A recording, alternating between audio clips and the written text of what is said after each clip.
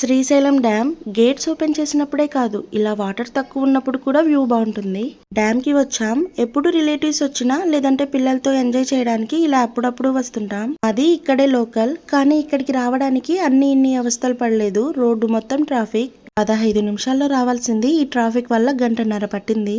అందులోనూ summer holidays కదా, daily దర్శనానికి చాలా మంది వస్తుంటారు. వచ్చాక అలా ముందుకు వెళ్ళలేక, వెనక్కి వెళ్దామన్నా వెళ్ళలేక ఈ ట్రాఫిక్ లోన ఎలాగోలా వచ్చేసాం. సమ్మర్ అయినా కూడా వాటర్ బాగానే ఉన్నాయి. శ్రీశైలంలో దర్శనాలు అయ్యాక అందరూ ఈ ప్లేస్ ని విజిట్ చేయడానికి వస్తుంటారు.